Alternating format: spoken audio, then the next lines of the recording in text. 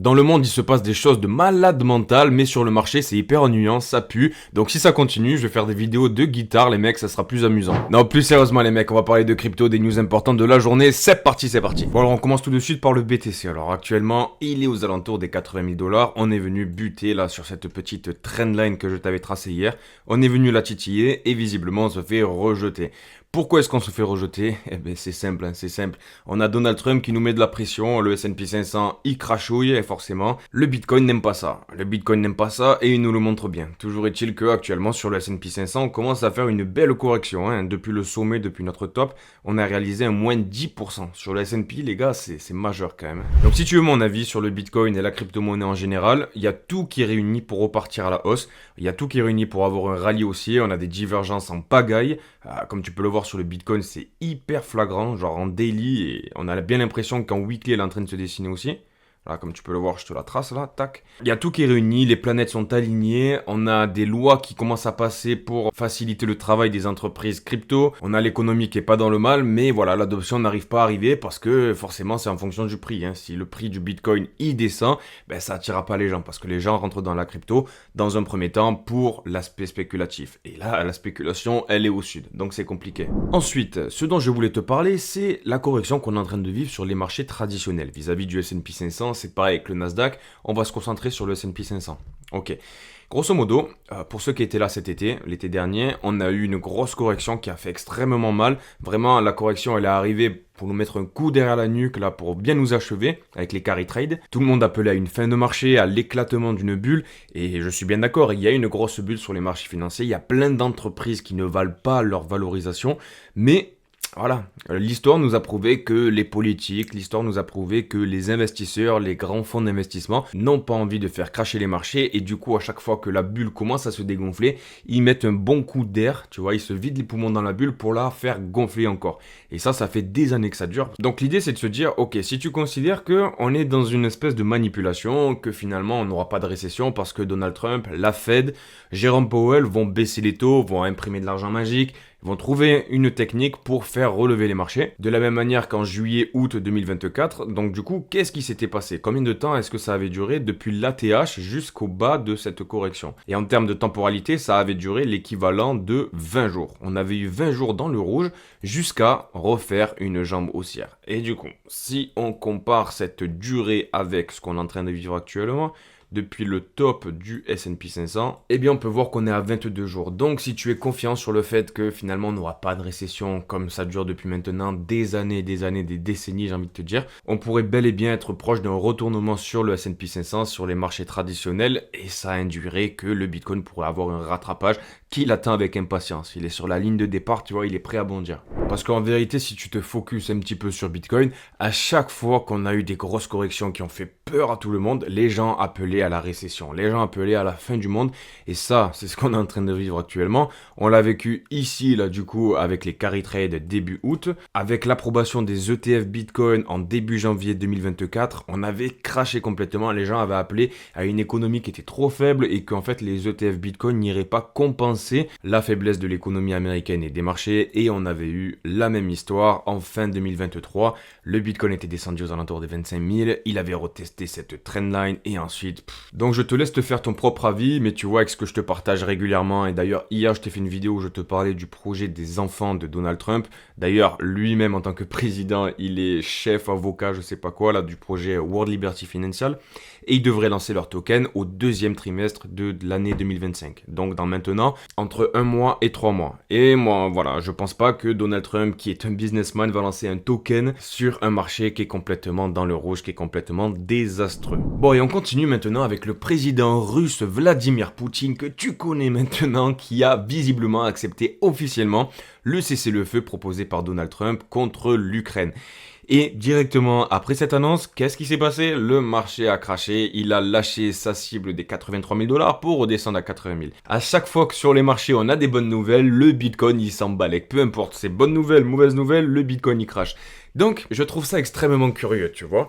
Parce que je me dis d'un côté, ok, Les États-Unis, ils sont en train de construire leur réserve stratégique et ils parlent potentiellement d'acheter plus de Bitcoin, de faire une réserve de 1 million de Bitcoin. Il y a Cynthia Lummis qui propose des articles, des projets de loi régulièrement, etc. Est-ce que tu penses que Donald Trump va lancer une réserve stratégique où il va acheter des nouveaux Bitcoins avec un Bitcoin aux alentours des 80 000, des 100 000? On parlait de ça, de cette réserve, il était à 100 000 le Bitcoin. Ou alors est-ce qu'il va attendre d'avoir un moins 50% pour acheter en solde à des prix cassés? Donc faut pas oublier que lorsque Donald Trump est arrivé au pouvoir, directement, quelques jours après, on est monté à 100 000 dollars. Et là, il n'avait pas le temps de faire sa réserve stratégique, il y a des guerres un peu partout dans le monde, il a sa politique à mener, patin, coup fin.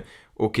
Est-ce que tu penses que Donald Trump, qui est un businessman milliardaire qui s'est fait quasiment tout seul, va acheter du Bitcoin à 100 000 dollars pour les États-Unis? Quand c'est toi qui es aux manettes du monde entier, c'est toi qui tires les ficelles, pourquoi pas acheter à rabais, à discount comme on dit? C'est complètement logique. Et en plus de quoi, ça s'inscrit bien dans sa politique qui vise à avoir des taux d'intérêt qui soient faibles.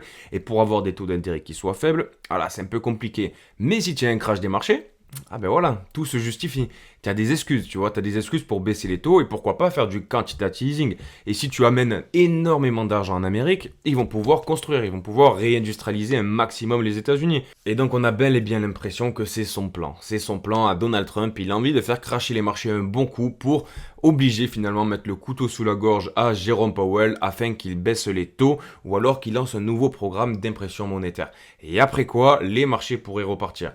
Comme tu peux le constater sur cette vidéo-là, grosso modo, il y a un journaliste qui a demandé à Donald Trump de révéler quels seraient les prochains pays qui seraient ciblés par son prochain décret de restriction, grosso modo des taxes financières sur les importations, etc.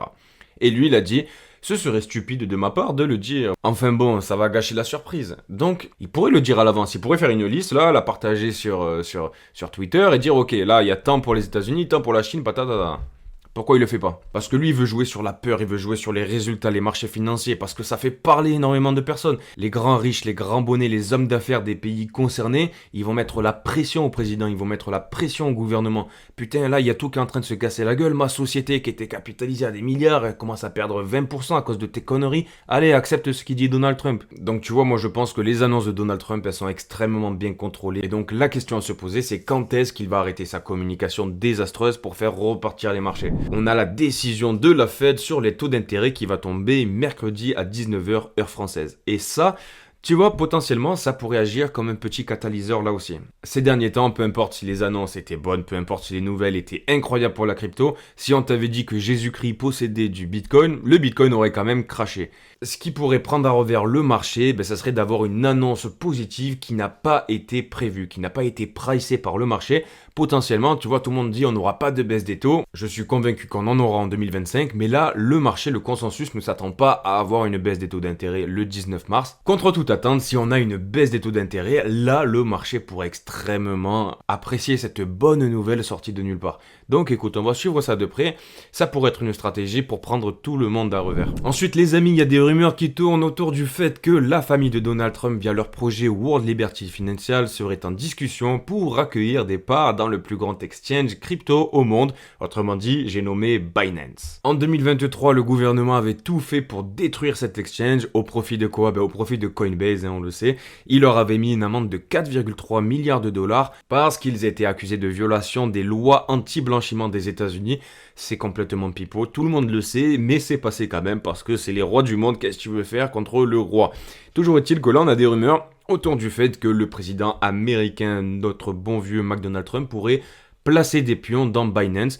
Et on a l'ancien PDG de Binance, notre bon vieux CZ qu'on adore dans la crypto, qui a démenti. Que de la flûte. Toujours est-il que je te recommande encore une fois, je l'ai dit il y a de ça 6 mois, mais c'était l'été dernier sur Telegram, de ne pas aller sur des exchanges qui sont PSAN. Donc tout ce qui est Binance, tout ce qui est Coinbase. Faites très attention parce que moi j'ai eu des problèmes et je vous l'avais partagé l'été dernier. Ils me demandaient des papiers, me demandaient mes fiches d'imposition, comment est-ce que j'avais économisé cet argent, d'où est-ce qu'il sortait. Ils me demandaient mon tour de taille, des questions extrêmement privées que même une banque ne m'a jamais demandé. Enfin, j'avais jamais vu des questions comme ça. Après quoi, ils m'ont menacé de bloquer mes actifs si je ne répondais pas à leurs questions et si j'envoyais pas des justificatifs. Parce qu'en plus de quoi, oui, je te l'ai pas dit, mais Binance, ils te demandent, du coup, tous les exchanges, c'est pas uniquement Binance, qui sont PSAN, donc qui sont régulés en Europe, il te demande, lorsque tu envoies vers un cold wallet, vers un MetaMask ou une Ledger, d'annoncer à qui appartient cette Ledger. Et donc, grosso modo, toi qui es censé être anonyme avec ta Ledger, ben, tu ne l'es plus. Tu ne l'es plus parce que tu dois dire à Binance et Binance va le répéter au gouvernement. Donc voilà pourquoi les mecs, les règles d'or à suivre dans un premier temps, c'est de fuir ces exchanges. Voilà, si tu as de l'argent là-dessus, je te conseille de sortir, de supprimer tes comptes et basta. Deuxièmement, c'est de mettre sa crypto sur des cold wallets, donc des ledgers, des trésors, des MetaMask si tu n'en as pas ou tu n'as pas les moyens.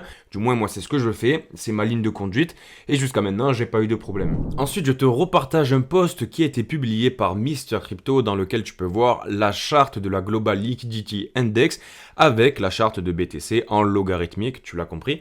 Et comme tu peux le constater, on est en train de vivre une bullish cross. Donc c'est le croisement entre la moyenne mobile de la global liquidité et elle-même qui sont en train de se croiser. Et historiquement, lorsqu'on a eu des croisements de cette liquidité, ça a entraîné un big pump sur le BTC. Ça s'est passé ici avec le bull run de 2020-2021. En 2018, ça s'est passé aussi récemment avant le pump de Donald Trump. Et actuellement, on est en train de revivre le même scénario. Alors, est-ce que c'est un vrai bullish cross ou alors est-ce que la global liquidité va repartir au sud? C'est ce qu'on va voir. Dans tous les cas, on a pas mal de choses qui sont alignées, mon gros, mais à un moment donné, voilà. Il faut que Donald Trump arrête de nous faire ces scandales. Ensuite, je tiens à te rappeler que la tombola gratuite qui permet de gagner 100$ via l'exchange Nonpsan, bien sûr, ZoomX, sinon j'aurais pas fait cette annonce, est toujours en course. Il est toujours en course et pour l'instant, il n'y a que 3 personnes. Donc voilà, grosso modo, l'idée c'est de créer un compte. Ça prend 2 minutes. T'as même pas besoin de mettre ta carte d'identité, rien du tout. Tu fais un dépôt de 20 USDT et ensuite tu auras ton pseudo qui va rentrer dans cette petite bolinette dans laquelle je vais bouléguer pour sortir un nom d'ici vendredi prochain. C'est un exchange qui est sérieux, il te demande rien, il te demande pas ta vie privée. Tu le sais, je te fais jamais des publicités sur des projets crypto, mais là c'est différent parce que c'est gagnant pour tout le monde. Toi tu gagnes de l'argent, moi je prends un petit pourcentage sur les frais que tu vas engendrer lorsque tu vas acheter ou vendre de la crypto-monnaie, et eux ils attirent des nouveaux clients, donc tout le monde est content. Donc ce qu'on va faire, c'est qu'on va bouléguer ensemble, comme au loto, là tu sais, tu tires les numéros là, les Marseillais ils sont là, le 13. Voilà, on va faire ça ensemble. Pour l'instant, il y a 3 papiers les mecs, une chance sur 3. Ensuite, on continue avec le Crypto Fear and Greed Index qui encore et toujours est dans le rouge. Hein. Voilà, on a eu un petit peu d'espoir avec le Bitcoin qui venait titiller la trendline là, des 83 000$. Et directement, boum, tes espoirs, tu te les mets à la cave. Donc ça fait un petit moment qu'on est en dessous des 50 sur cet indicateur-là. Ça va pas durer indéfiniment, d'accord? À un moment donné, ça va repartir. Quand est-ce que ça repartira? Ça, on peut pas le savoir. Si ça t'intéresse de voir les convergences, où est-ce que je pense qu'on pourrait avoir potentiellement un retournement, un regain d'intérêt de l'attraction autour du marché, je t'invite à aller voir la vidéo que j'ai réalisée hier. Ensuite, regardons ensemble une charte qui a été publiée par Kintem. Rendons à César ce qui appartient à César. Ce que tu peux constater sur cette charte, en fait, c'est la force acheteuse du Bitcoin, donc le RSI, autrement dit le momentum, il y a plusieurs manières de l'appeler, sur 14 jours. Et comme tu peux le constater dans l'histoire, à chaque fois qu'on est venu grappiller en dessous des 6000 points sur cet indicateur-là, le Bitcoin derrière a fait un petit crash. Il faut quand même le noter, parce qu'il n'a pas dit dans cette charte-là, mais on a fait un petit crash et derrière, on est reparti en tout chose direction un nouveau plus haut. Parce que voilà, on a quand même eu des petits crashs juste après, d'accord? Bon, ça n'a pas été catastrophique, mais là, comme tu peux le voir, le Bitcoin avait encore baissé. Là, il avait baissé avant de repartir. Et de la même manière, l'été dernier, on avait eu un dernier petit coup de chaud avec une plus belle encore divergence haussière qui s'était créée. Donc écoute, ça serait pas impossible qu'on aille encore une fois, comme je te le dis régulièrement, tester potentiellement notre ancien ATH aux alentours des 70 000$ pour ensuite repartir sur une nouvelle jambe haussière. On n'a aucune certitude, dans tous les cas, il faudra suivre ça ensemble. Sur la crypto brève, on verra ça mon pote. Donc si une tombola gratuite pour gagner 100€ t'intéresse, n'hésite pas mon gros. Sinon, abonne-toi, un petit like et un commentaire. On se retrouve très vite, prends soin de toi, bisous, ciao ciao.